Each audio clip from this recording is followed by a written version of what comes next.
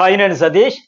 ఈ వీడియోలో ఏంటంటే లేటెస్ట్ ప్రోమో గురించి కూడా మాట్లాడదాం. అట్లాగే ఈ సీజన్ మొత్తం ఈ ప్రోమో గురించి అనలైజ్ చేస్తే మొత్తం గతంలో జరిగిన 8 వారాల ఆట గాని, ఉన్న ఫ్యూచర్ ఈ వారాలు ఎట్లా ఉండబోతుంది మొత్తం క్లియర్ అయిపోద్ది. నిన్నటి ఎపిసోడ్‌లో జరిగిన ఇన్సిడెంట్స్, అలాగే ఇప్పుడు ప్రోమో చూస్తే బిగ్ బాస్ టీమ్ ఏం చెప్పాలనుకుంటున్నారు, ఏం చేయాలనుకున్న పిక్చర్ మొత్తం అర్థమైపోతుంది. వీడియో చూసే ముందు ఒక లైక్ పెట్టండి.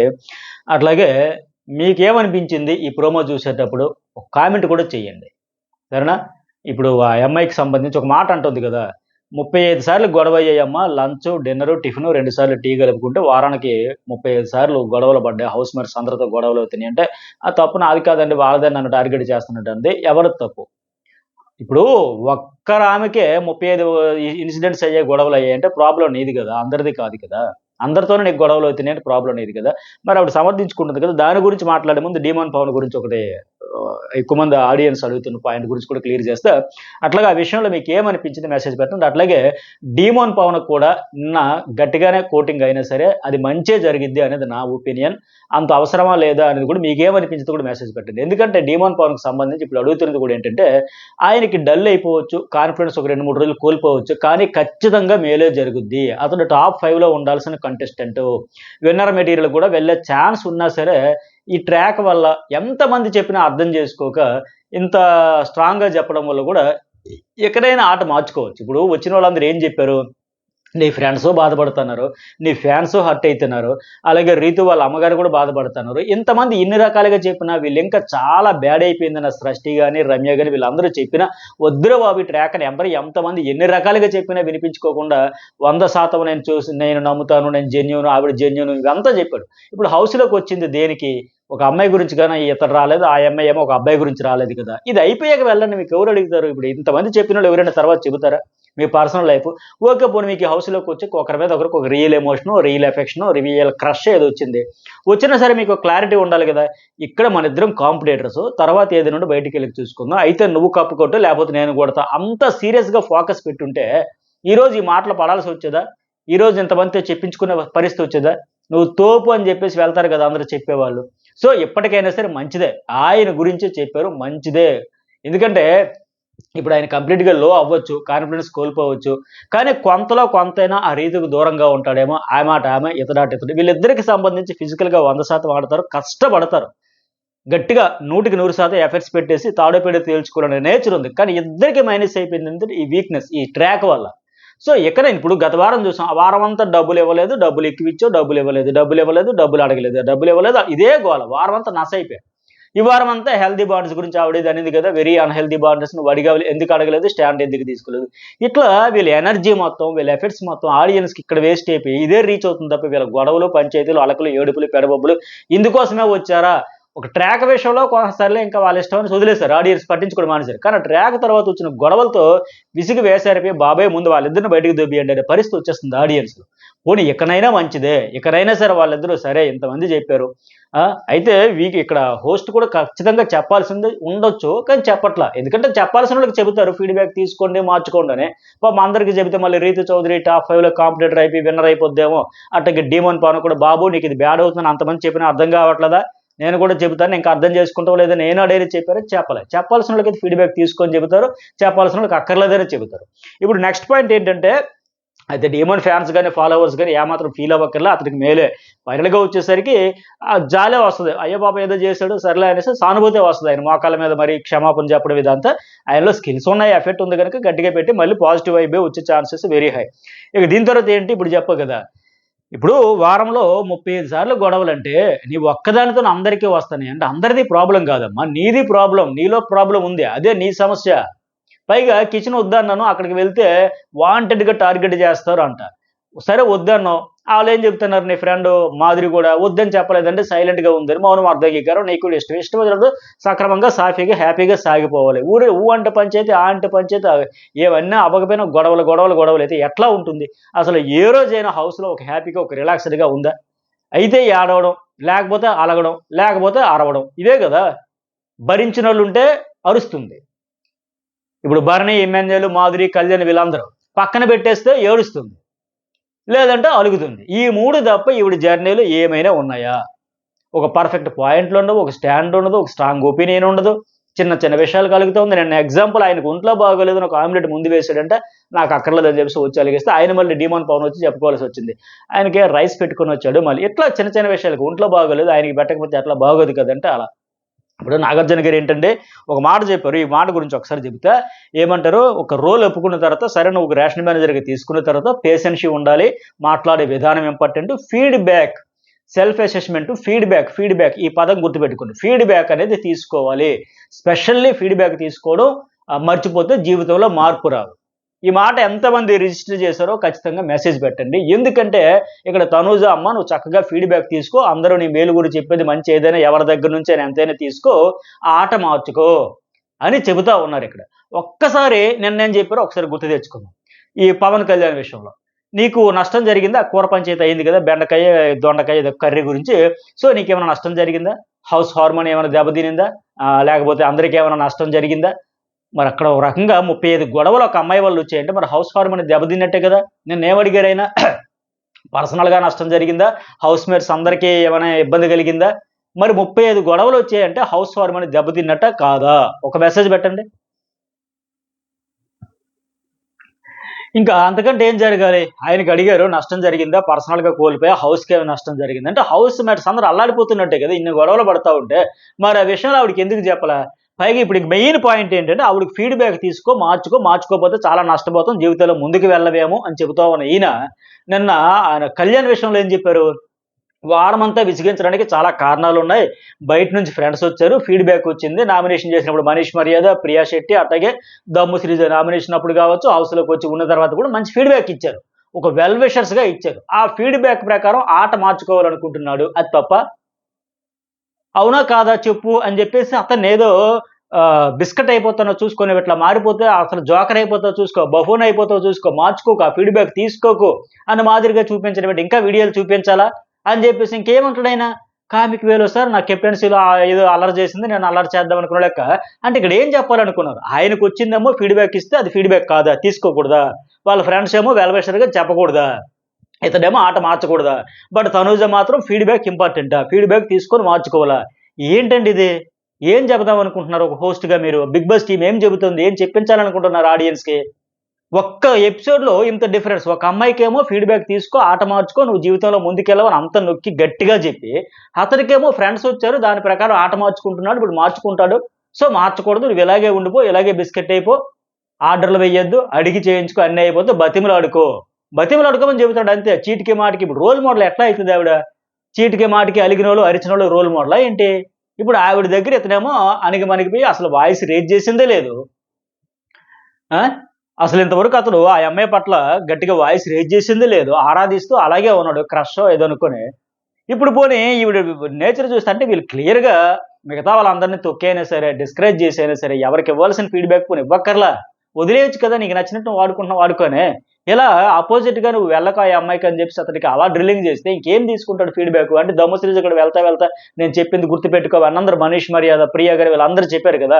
సో మైండ్లో పెట్టుకుని ఆట ఎక్కడ మార్చుకుంటాడో, ఆవిడకి ఎగ్నెస్ట్గా వెళ్తే ఎక్కడ ఆడియన్స్లో రీచ్ వచ్చేస్తుందో, మేము అనుకుంటున్నది ఏంటి ఆవిడ కదా విన్నర్ చేయాలని పక్క ఫిక్స్ అయిపోయి కనిపిస్తూ ఉంది కదా. ఈవిడ హౌస్లోకి వచ్చిన తర్వాత పెంచుకున్న ఓటింగ్ లేదు, ఆడియన్స్తో కనెక్షన్ కాదు. ముందు నుంచి 10 ఏళ్ళకి పైగా అంటే 12 ఇయర్స్ 15 ఏళ్ళకి 15 ఏళ్ళలో ఏమో ఆ యాక్ట్రెస్గా చేయడం వల్ల ఆ వచ్చిన ఓటింగే తప్ప ఒక కంటెస్టెంట్గా చెప్పే కదా, అయితే అరుస్తుంది, లేదా ఏడుస్తుంది, లేదా అలుగుతుంది, అంతకుమించి ఏం చేసింది? ఇట్లా ఈవిడ ఎట్లా విన్నర్ మెటీరియల్ అవుతుంది, ఎలా కనెక్షన్ వస్తుంది, ఎలా ఓటింగ్ పెరుగుద్ది? నామినేషన్ల పాయింట్లు కూడా తెచ్చి ఇక్కడ నిన్న ఎంత ఫేవర్ చేస్తారో చూడండి. ఇప్పుడు ఒక వీడియో చూపించినప్పుడు రెండో టాపిక్ మీద కూడా చూపించాలి కదా. ఇమాన్యుయల్ రాముకు సంబంధించి తల ఊపాడా, చెయ్యి ఊపిడి ఇలా గ్రీన్ సిగ్నల్ ఇచ్చాడా లేదానికి సంబంధించి ఆ వీడియో వేసి ఇమాన్యుయల్ది తప్పు అని ప్రూవ్ చేశారు. ఆ రోజు కూడా చెప్పా, నిన్న చెప్పా, ఈవేళ కూడా చెబుతా ఆయనది తప్పు, ఓకే, ఆ వీడియో కూడా చూపించారు, ఓకే. ఇప్పుడు ఆయన కాన్ఫిడెన్స్ కోల్పోయాడు, వారం అంతా ఆడింది పోయిందా, ఒకటే బ్యాడ్ అయిపోయిన లెక్క కొన్నాడు. అదే టైంలో అదే ఇమాన్యుయల్ అదే నామినేషన్ విషయంలో ఆయేషా పవర్ తీసుకోవడానికి 4 కారణాలు చెప్పండి అని అడిగింది. 10 నిమిషాల్లో స్టాండ్ మార్చేసింది. ఆడియన్స్ థమ్స్అప్ ఇచ్చిన తర్వాత నేను షాక్ అయిపోయాను. మరి ఆ వీడియో కూడా చూపించాలి కదా. అంటే ఆ వీడియో చూపిస్తే ఈవిడ కాన్ఫిడెన్స్ పోతుందనా, ఇమాన్యుయల్ కాన్ఫిడెన్స్ పెరుగుతుందనా, ఇమాన్యుయల్కి పాజిటివిటీ వస్తుందనా? ఇప్పుడు ఈ వీడియో మాత్రం ఎందుకు చూపించారు, ఆ వీడియో ఎందుకు చూపించాలా? అది నామినేషన్ పాయింటే, ఇది నామినేషన్ పాయింటే కదా. లేదంటే మళ్ళీ ఎప్పటిలాగే స్పెషల్గా కన్ఫెషన్ రూమ్ ఈవిడ కోసమే పెట్టినట్టుంది కదా ఈ సీజన్లో. ప్రతిసారి ఈవిడికి కన్ఫెషన్ రూమ్ రామ్మా, ఈ వీడియో చూడమ్మా, ఆట మార్చుకోమ్మా, జాగ్రత్త అమ్మా, ఒక్క ఓటు కూడా పోకూడదమ్మా, మేము ఉన్నాం కదా నీకెందుకని మాదిరిగా అన్నిసార్లు ఇన్ని సందర్భాల్లో కన్ఫెషన్ రూమ్లో ఈవిడికే స్పెషల్గా వీడియోలు వేసి మరి ఇన్పుట్స్ ఇచ్చి ఫీడ్బ్యాక్ ఇచ్చి మార్చుకొని చెబుతూ తోటి కంటెస్టెంట్స్ విషయంలో ఎందుకు ఇవ్వట్లా? ఇప్పుడు రాము ఎమ్మెన్యేలు ఆ వీడియో చూపినప్పుడు ఆయేష గురించి ఏం చెప్పింది అది కూడా చూపించాలి కదా, ఎందుకు చూపించలే? ఇప్పుడు ఆయన ఉన్నాడు కళ్యాణం, ఆయనేమో ఫీడ్బ్యాక్ తీసుకోకూడదంట, అవి చెప్పుడు మాటలని మాదిరిగా చెప్పారు. నీ ఫ్రెండ్స్ వచ్చారా అవి చెప్పుడు మాటలు చెప్పేస్తారు, అవన్నీ వెనక పాడైపోతామని మాదిరిగా చెప్పారు. ఇప్పుడు ఆయన బ్యాక్గ్రౌండ్ ఏంటి? ఒక ఆర్మీ బ్యాక్గ్రౌండ్ నుంచి వచ్చాడు, మొదట్లో బిస్కెట్ అయ్యాడు. నేను కూడా చాలా తీవ్రంగా విమర్శించి ఎందుకు వస్తాడో తెలియదు, ఆ రోజేమో చాలా మందికి సమాధానాలు చెప్పి ఇప్పుడు ఏం చేస్తున్నాడని. తర్వాత ఈ నాగార్జున గారు వాళ్ళు ఇచ్చిన ఫీడ్బ్యాక్ నుంచి ఊహించిన రీతిలో మార్చుకున్నాడు. ఇప్పుడు అలాంటి ఆయన ఏంటి, మిస్టేక్స్ చేస్తారు అందరూ, ఫీడ్బ్యాక్ ఇస్తే అందరికీ ఇవ్వాలి లేకపోతే మానేయాలి. కానీ రాంగ్ ఫీడ్బ్యాక్ ఇవ్వడం, రాంగ్ రూట్లోకి పంపించడం, ఆట మార్చుకుని రైట్ వేలో వెళ్తున్న ఆయనకి మళ్ళీ ఇప్పుడు ఎట్లా? ఇప్పుడు ఆయన గెలిచాడు అనుకోండి, ఒకవేళ సీజన్ 9 విన్నర్ అయ్యాడు అనుకోండి, ఎట్లా ఉంటుంది? సౌండ్ రీసౌండ్ దేశం మొత్తం వినిపిస్తుంది, బిగ్ బాస్ చరిత్రలో నిలిచిపోద్ది. ఎట్లా? ఇప్పుడు ఆపరేషన్ సింధూర్ నేపథ్యంలో ఒక సోల్జర్ గెలిస్తే దేశమంతా పాజిటివ్ వైబ్రేషన్ వస్తుంది, ఓవర్గా షో ఇమేజ్ కూడా పెరుగుద్ది.